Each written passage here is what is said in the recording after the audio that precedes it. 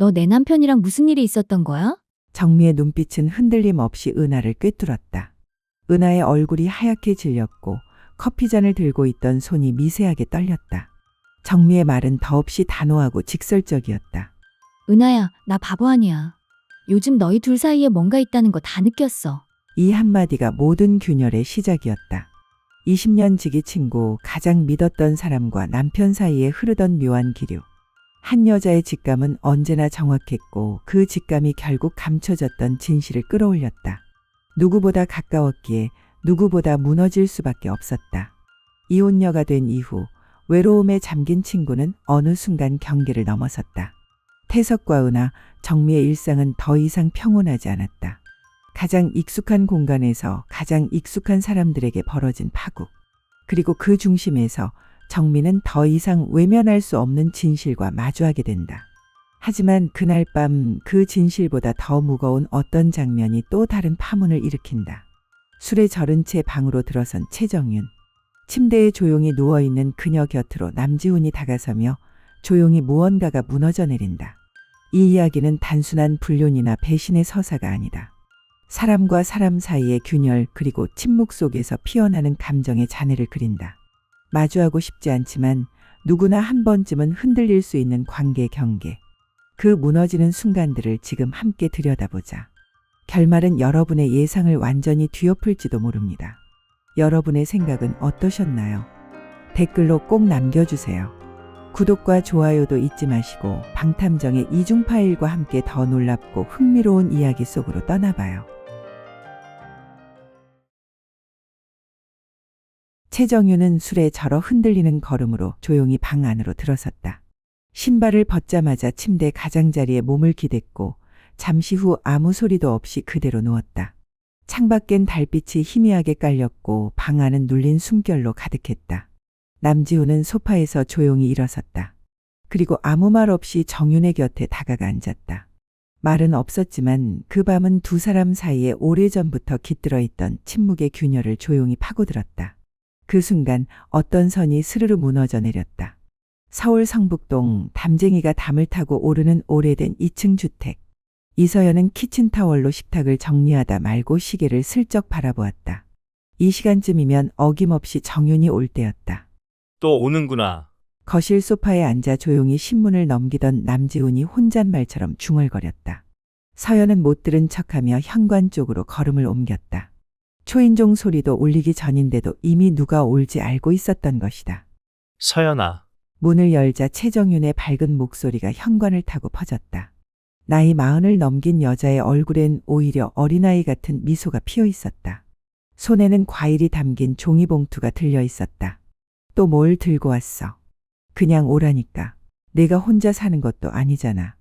신세만 질 수는 없지. 정윤은 익숙하게 신발을 벗으며 거실로 들어섰다. 냉장고가 어디에 있는지, 찬장은 어느 쪽에 열리는지, 남지훈이 어느 자리에 앉는지까지 전부 꿰고 있는 듯 자연스러운 걸음이었다. 지훈 씨, 안녕하세요. 소파에 앉아있던 지훈에게 정윤이 인사를 건넸다. 그는 신문에서 시선을 떼지 않은 채 고개만 가볍게 끄덕였다. 늘 그랬듯 말수가 적었다. 서연은 정윤이 가져온 사과를 씻으며 말했다. 정윤이는 정말 가족 같은 사람이야. 이혼하고 혼자 사는 게 얼마나 힘든데. 지훈은 신문에 시선을 둔 채로 두 여자의 대화를 묵묵히 듣고 있었다. 정윤이 이 집에 오기 시작한 지도 벌써 3달. 처음엔 가끔이었지만 요즘은 거의 매일같이 드나들었다. 서연아, 내가 없었으면 어떻게 살았을지 몰라. 정윤의 목소리는 가볍지만 그 안엔 뿌리 깊은 외로움이 묻어 있었다. 결혼 당시 강남 대로변의 아파트에서 살던 그녀는 지금 이 집에서 멀지 않은 오피스텔에 혼자 살고 있다. 이혼 후 가족과 친구들과의 관계도 흐릿해졌고 연락은 점점 줄었다. 그런 말 마. 우리 언제 남이었냐? 서연이 사과를 접시에 담으며 고개를 저었다. 두 사람은 대학 시절부터의 친구였다. 결혼식 준비부터 육아까지 서로의 시간에 늘 함께 존재했다. 이제 아이들은 다 자라 독립했고 부부만 남은 이 집의 정윤의 방문은 오히려 따뜻한 기운을 가져왔다. 이혼이라는 단절이 오히려 둘의 거리를 더 좁힌 듯했다. 남지훈은 조용히 그 모든 장면을 눈에 담고 있었다.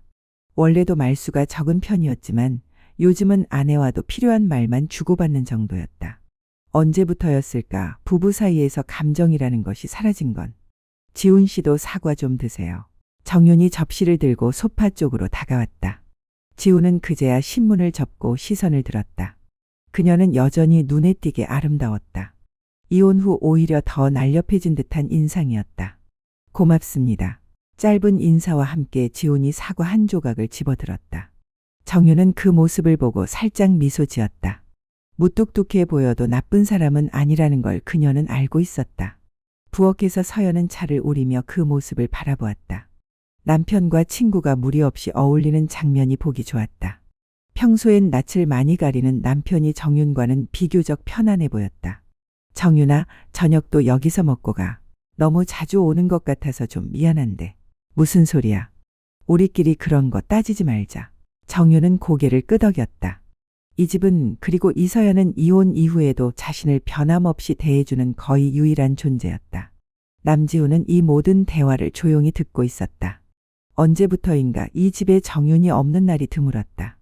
예전에는 그저 스쳐 지나가는 존재였지만 요즘 들어 그녀가 자꾸 눈에 들어왔다.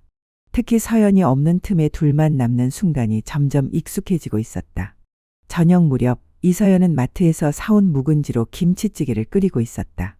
보글보글 끓는 냄비 옆에서 최정윤은 조용히 상을 차렸다. CJ 반찬통에서 깻잎장아찌와 오징어채를 꺼내 접시에 담고 유리컵에 생수를 따르며 익숙한 손놀림을 보였다. 그녀는 이 집의 식구가 아님에도 마치 오래 함께 살아온 가족처럼 자연스레 움직였다. 지훈 씨, 맥주 한 잔 어때요? 정윤이 냉장고 문을 열며 물었다. 남지훈은 잠시 눈을 감았다가 고개를 끄덕였다. 평소라면 혼자 조용히 마셨겠지만 오늘은 이상하게도 그 고요를 나누고 싶었다. 식탁 위에는 익숙한 세 사람의 저녁 풍경이 펼쳐졌다. 서연과 정윤은 직장 얘기며 동네 이야기로 웃음꽃을 피웠고 지훈은 그 대화를 들으며 묵묵히 잔을 비웠다. 정윤이는 진짜 우리 가족 같아. 서연이 다시 말했을 때 지훈의 손끝이 살짝 멈췄다. 가족이라는 단어 속에 섞인 이상한 긴장감. 가깝다는 건 때로 위험하다는 말이기도 했다. 금요일 오후 서연이 가방을 챙기며 말했다. 회사에서 갑자기 연수 잡혀서 오늘은 아마 늦을 것 같아. 그래. 조심히 다녀와. 현관문이 닫히는 소리. 지훈은 한참 동안 텔레비전 앞에 앉아 리모컨을 무의미하게 눌렀다. 최근 들어 이런 저녁이 잦아졌다. 아내는 늘 바빴고 집은 점점 더 조용해졌다. 오후 8시 초인종이 울렸다. 현관 앞엔 정윤이 서 있었다. 손에는 와인 한 병이 들려 있었고 눈빛은 평소보다 느릿했다. 서연 씨 오늘 없죠? 말없이 들어온 그녀는 거실 소파에 조용히 앉았다. 볼은 붉게 물들어 있었고 어딘가 익숙하면서도 낯선 기운이 감돌았다. 이왕 사온 거 같이 한 잔 어때요? 지훈은 망설이다 고개를 끄덕였다. 와인잔이 부딪히며 잔잔한 긴장감이 흐르기 시작했다. 서연 씨는 좋은 사람이에요. 저한테도 지훈 씨한테도. 정윤의 말에 지훈은 조용히 고개를 끄덕였다. 근데 가끔은 궁금해요. 두 분의 삶은 어떤가요?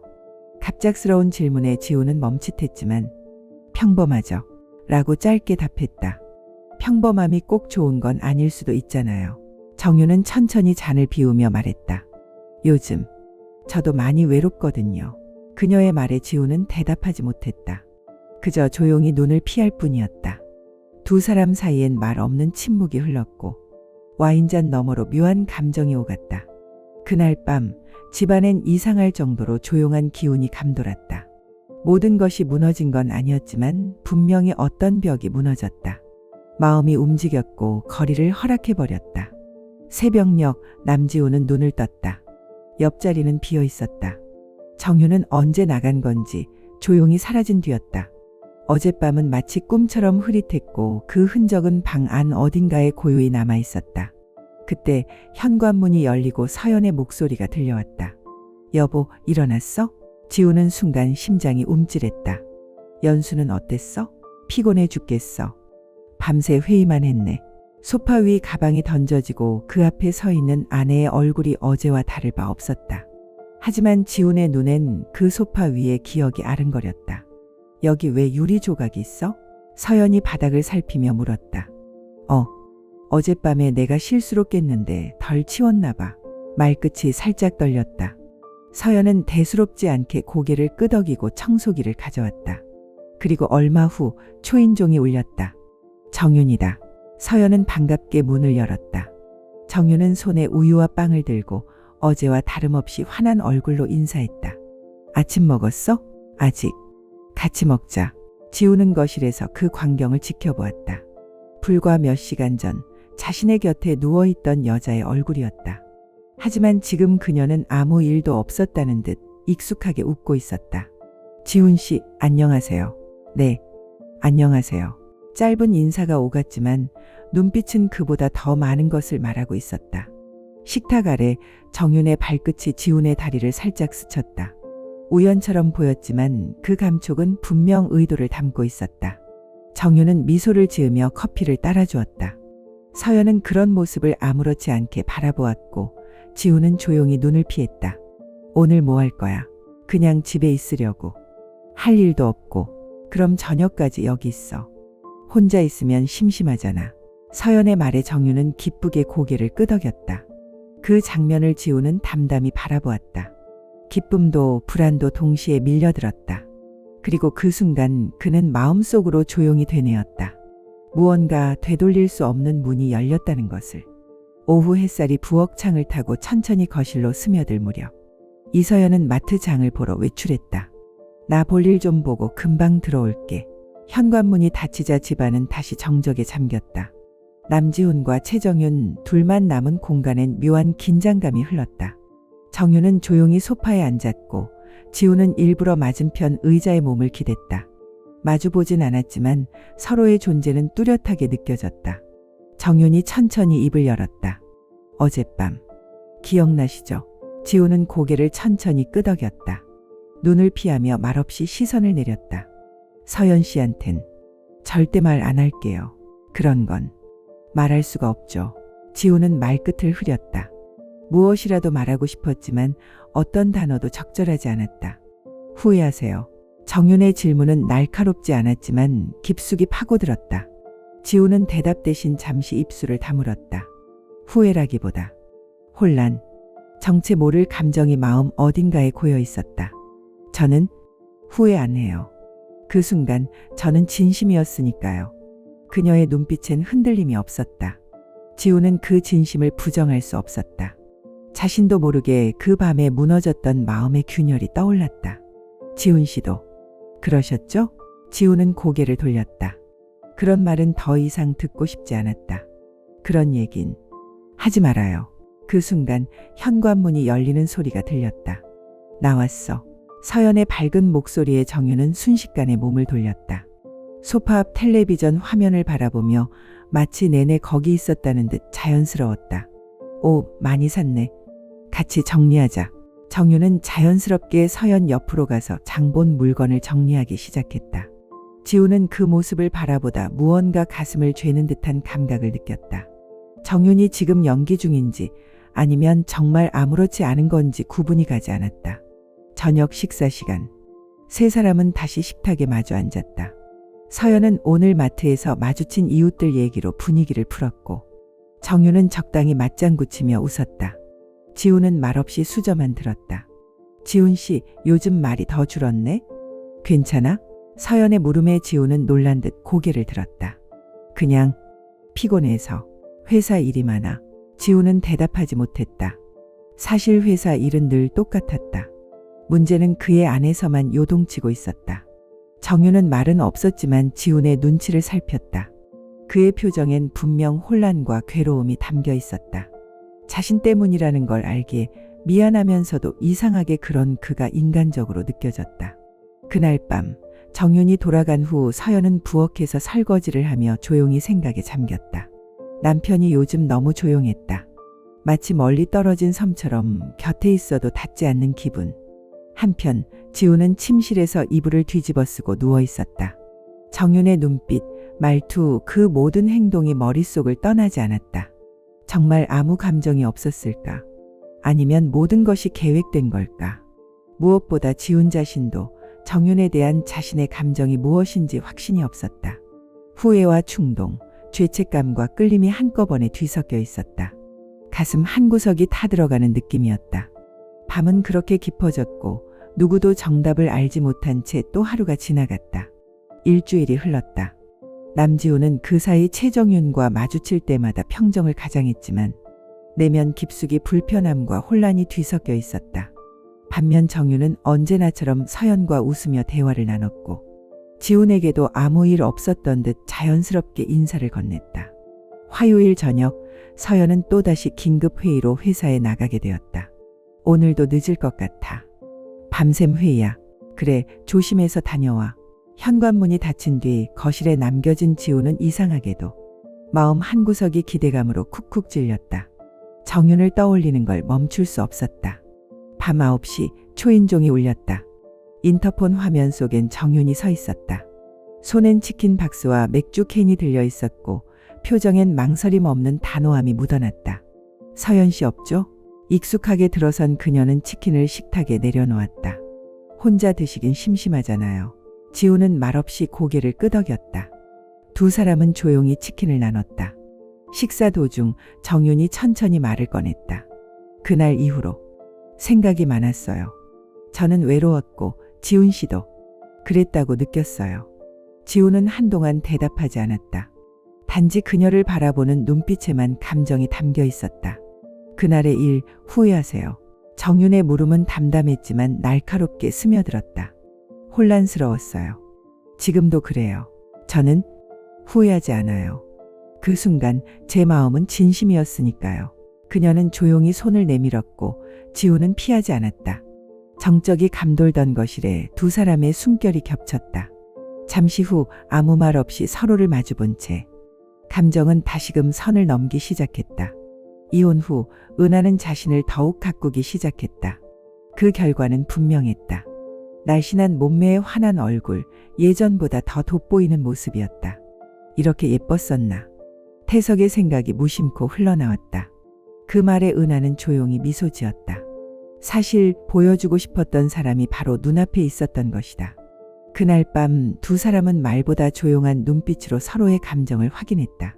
어렴풋한 설렘과 진심이 섞여 마음이 가까워졌고 침묵 속에서 더 깊은 교감이 피어났다. 이제 확실해졌어요. 은하가 그의 품 안에서 속삭였다. 이건 외로움 때문이 아니라는 걸. 태석도 조용히 그녀의 머리를 쓰다듬으며 고개를 끄덕였다. 나도 그런 것 같아요. 그 밤 이후 둘 사이엔 더 이상 변명도 필요하지 않았다.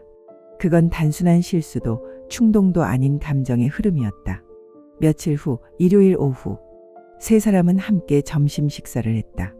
정미가 정성껏 차려낸 갈비찜의 식탁은 따뜻한 분위기로 채워졌지만 태석의 시선은 내내 아래로 향해 있었다.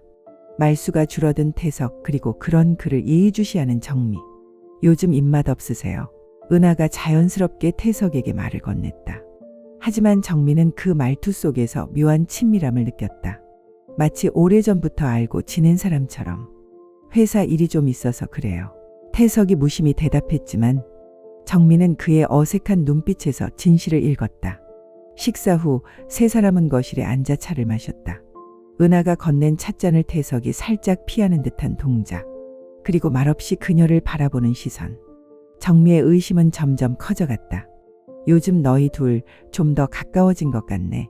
정미의 말에 두 사람은 동시에 얼어붙었다. 무슨 말이야?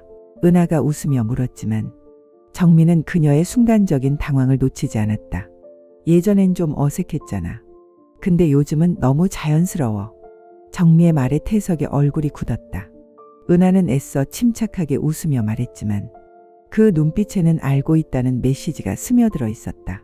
그날 밤 정미는 쉽게 잠들지 못했다. 은하의 시선, 태석의 떨리는 손. 두 사람 사이에 어색한 기류가 계속 떠올랐다. 태석 또한 불안한 마음으로 침대에 누워 있었다. 정미가 모든 걸 알아챘다는 직감이 가슴을 짓눌렀다. 화요일 오후 정미는 결국 전화를 걸었다. 은하야, 잠깐 볼 수 있어? 응. 무슨 일 있어? 그냥 할 얘기가 좀 있어서. 집 근처 카페에서 보자. 은하는 정미의 평소와 다른 말투에서 무언가 심상치 않은 기운을 느꼈다. 카페에서 마주 앉은 두 사람. 우리 정말 오래된 친구잖아. 정미가 조용히 말을 꺼냈다. 그렇지. 20년 넘었지. 그래서 더 솔직하게 말하고 싶어. 정미는 곧장 본론으로 들어갔다. 너 내 남편이랑 무슨 일 있었어? 은하의 표정이 순간 굳어졌다. 손에 들고 있던 커피잔이 미세하게 흔들렸다. 무슨 말이야? 바보 아니야, 나. 정미의 눈빛이 차가워졌다. 너희 둘 뭔가 있잖아. 태석의 변한 눈빛, 은하의 익숙한 말투와 행동. 그 모든 것들이 하나의 퍼즐처럼 맞춰졌다. 은하는 아무 말도 하지 못했다. 잠시 정적이 흘렀다. 정미야, 미안해. 그 말이 떨어지자 정미의 눈에 눈물이 맺혔다. 언제부터야? 정미의 목소리가 높아졌다. 얼마 안 됐어. 진짜야. 은하의 목소리는 점점 떨려갔다. 그날, 내가 집 비운 그날부터지? 정미는 모든 것을 직감하고 있었다. 난 너무 외로웠어. 정말로. 은하의 눈에서 눈물이 흐르기 시작했다. 너만이 날 챙겨줬고. 그래서 내 남편이야? 정미의 말은 날카롭게 꽂혔다. 은하는 고개를 떨군 채 조용히 흐느꼈다. 사람 하나 옆에 있고 싶었을 뿐이야. 정말. 그게 다야. 정미는 손에 쥔 냅킨으로 눈물을 닦으며 조용히 중얼거렸다. 남편이라는 존재가 어떤 의미인지 너도 이혼해봐서 알잖아. 미안해. 미안하다고. 끝날 일은 아니야. 정미는 떨리는 목소리로 대답했다. 두 사람 사이 20년 우정은 그날로 끝이 났다. 믿고 의지했던 친구가 자신의 남편과. 정미는 말끝을 잇지 못하고 자리에서 일어섰다. 넌 더 이상 내 친구도 사람도 아니야. 그녀의 말은 은하의 가슴에 깊게 박혔고 태석 씨한텐 뭐라 할 거야? 라는 마지막 질문에도 정미는 단호하게 등을 돌렸다. 집으로 돌아온 정미는 멍하니 천장을 바라봤다. 친구도 남편도 모두 잃은 자리엔 혼란과 배신만이 남아있었다. 퇴근한 태석에게 정미는 싸늘하게 말했다. 혼자 먹어. 은하와 있었던 일 다 알아. 태석은 변명조차 못하고 정미는 아무 말 없이 침실로 사라졌다. 그 후 은하는 연락을 끊고 자취를 감췄다. 남은 건 차가운 공기뿐인 집. 식탁에 앉은 둘 사이의 거리는 물리적 거리보다 훨씬 멀었다. 한 달 뒤 마트 앞에서 우연히 마주친 태석과 은하. 이삿짐을 정리하던 은하는 부산으로 떠난다고 했다. 정미에게 잘해주세요. 정말 좋은 사람이에요. 마지막 인사를 남기고 돌아선 은하의 모습은 돌이킬 수 없는 끝을 상징했다. 며칠 후 새벽 병원에서 전화가 왔다. 어머니가 쓰러지셨다는 급한 연락. 중환자실 앞 뇌출혈입니다. 라는 말에 태석은 무너졌고 정미는 말없이 곁을 지켰다. 이틀이 지나도 어머니는 의식을 찾지 못했다. 부부는 같은 공간에 있었지만 그 사이엔 말로 설명할 수 없는 감정의 벽이 흐르고 있었다. 셋째 날 아침 어머니는 조용히 세상을 떠나셨다. 그 순간 태석은 무너져 내렸다. 자신이 아무것도 해드리지 못한 채 보내드렸다는 죄책감이 밀려왔다. 은하와의 일에 빠져 지낸 시간들이 너무 부끄러웠다. 장례는 곧 준비되었다. 태석은 상주였지만 아무것도 할 수 없었다. 정신이 온통 흐려져 있었고 손조차 제대로 움직이지 않았다. 그 자리를 정미가 대신 채워주었다. 장례식장 예약, 부고 연락, 문상객 응대, 음식 준비까지 모든 것을 정미가 도맡았다. 태석 씨, 정신 차려. 어머니가 보고 계셔.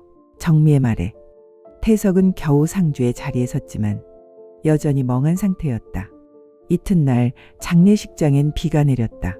문상객들은 하나둘 찾아와 조의를 표했고 정미는 끝까지 고개 숙여 감사의 인사를 전했다. 정말 좋은 며느리를 두셨네요. 어머님이 늘 자랑하셨어요. 그 말에 태석은 다시금 눈시울이 뜨거워졌다. 그토록 훌륭한 아내를 두고 스스로 어리석은 선택을 했다는 사실이 믿기지 않을 정도였다. 발인 날 관이 영구차에 실리는 순간 태석은 주저앉아 눈물을 흘렸다. 정미는 조용히 그의 어깨를 감싸 안았다. 그날 태석은 마음속으로 어머니께 마지막 인사를 전했다. 어머니, 정말 죄송합니다. 제가 잘못 살았습니다. 장례 후에도 그는 깊은 멍에 빠져 지냈다. 정미는 말없이 그를 챙겼고 그의 곁을 지켰다. 하지만 부부 사이의 공기는 여전히 싸늘했다. 말수는 줄었고 따뜻한 대화는 사라졌다. 그러나 함께 있는 시간 속에서 조금씩 변화가 시작됐다.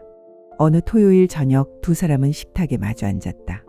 정적 속에서 태석이 조심스레 입을 열었다. 정미야. 정미는 반응하지 않았고 태석은 조용히 무릎을 꿇었다. 장례식 때 당신이 없었다면 나는 아무것도 못했을 거야. 그런 당신에게 내가 한 일이 아직도 믿기지 않아. 모든 게 내 잘못이야. 핑계도 변명도 없어. 그래도 단 한 번만 기회를 줘. 후회하고 있다는 걸 보여줄 수 있는 시간. 정미는 말없이 그를 바라보았다. 분노와 배신, 슬픔이 복잡하게 뒤엉켜 있었지만 20년이라는 세월이 쉽게 끊어질 수 없다는 것도 알고 있었다. 잠시 후 그녀는 물 한 잔을 들고 와 조용히 말했다. 일어나. 용서할 수 있을진 모르겠지만 시간은 필요해. 은하를 떠올리면 지금도 견디기 힘들어. 그럼에도 당신이 정말 후회하는 게 느껴졌어. 그날 이후 두 사람은 조금씩 다시 대화를 시작했다. 짧은 인사, 사소한 배려로 서서히 관계를 회복해갔다. 태석은 행동으로 진심을 전했고 정미도 조금씩 마음을 열었다. 2달 후 다시 같은 침실에서 잠들 수 있게 되었고 은하가 떠난 집은 비로소 고요한 평화를 되찾았다. 완전한 용서는 아니었지만 함께 시간을 보낼 수 있다는 것만으로도 그들에게는 충분히 새로운 시작이었다. 사람의 감정이란 때로는 이성보다 앞설 때가 있다. 그 감정이 잘못된 선택으로 이어지기도 하지만 그 후에 찾아오는 반성과 진심은 또 다른 길을 만들어내기도 한다. 사랑도 용서도 함께 지켜나가는 과정 속에 있다. 오랜 시간 함께해온 부부였지만 외로움은 어느 틈에 균열을 만들었다. 태석은 순간의 감정에 휩쓸려 정미의 절친인 은하와 엮였고 그 비밀은 결국 들통나면서 20년을 함께한 결혼은 깊은 상처를 안게 되었다. 정미는 분노와 배신감 속에서도 장례식장에서 무너진 태석을 지켰고 그 모습을 통해 태석은 진심으로 자신의 잘못을 뉘우치기 시작했다. 눈물로 용서를 구하던 태석. 그에게 바로 용서는 없었지만 정미는 조금씩 마음의 문을 열었다. 두 사람은 다시 대화를 시작했고 작은 일상 속에서 서로를 회복해 나갔다. 은하는 결국 도시를 떠났고 그 이별은 더 이상 말을 붙일 수 없는 끝이 되었다.